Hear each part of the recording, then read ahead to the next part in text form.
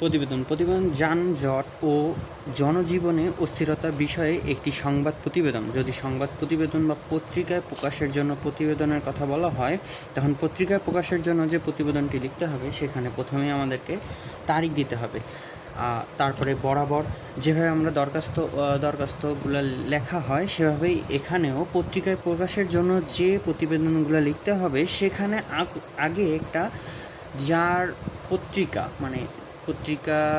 প্রতিষ্ঠানের মালিক বা সম্পাদক তাদের কাছে একটি দরখাস্ত লিখতে হবে। সেভাবেই আমরা একটা দরখাস্ত লিখব, সেটা হচ্ছে তারিখ, তারপর বরাবর সম্পাদক, তারপর পত্রিকার নাম ইনকিলাব,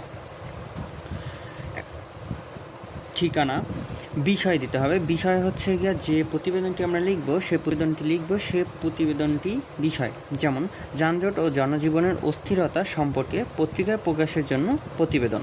আচ্ছা,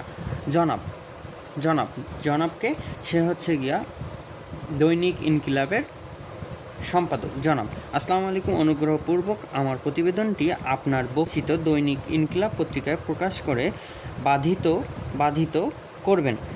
বিনীত নিবেদনটা নিচে হবে, তারপর নাম, ওটা নিচে হবে। তারপর আমরা দেখতে পারি যে তারপর আমাদের যে মনের ভাবটা আছে সেটা আমাদের পরের পৃষ্ঠা, আমাদের প্রতিবেদন লিখতে যত পৃষ্ঠা দরখাস্তটা লিখতে যাবে তারপর থেকে আমরা শুরু করব। প্রথমে হেডিং দেব, হেডিং দেওয়ার পরে যা আসবে সব এখানে লিখব। তারপরে নিচে দিতে হবে প্রেরক, নাম, ঠিকানা, তারপর এপাশে দিতে হবে প্রাপক, তারপরে দৈনিক ইনকিলাবের যে সম্পাদক তার নাম, তারপর সম্পাদক দৈনিক ইনকিলাব 2/1 RK মিশন রোড, ঢাকা। পত্রিকায় প্রকাশের জন্য প্রতিবেদন তাহলে আগের নিয়মে, আর যদি কিছু উল্লেখ না থাকে, শুধু বলে যে যানজট ও জনজীবনে অস্থিরতা নিয়ে একটি প্রতিবেদন, তাহলে আমাদের শুরু করতে হবে ঢাকা বাংলাদেশ রাজধানী।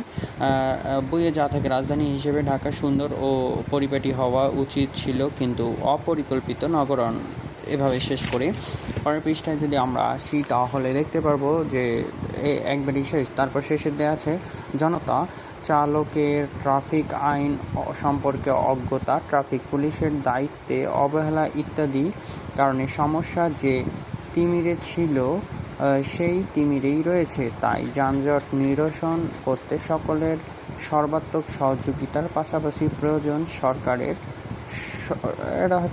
সময় উপযোগী পরিকল্পনা গ্রহণ এবং যথাসময়ে তার বাস্তবায়ন। এভাবেই শেষ করে দিলেই হয়ে যায়।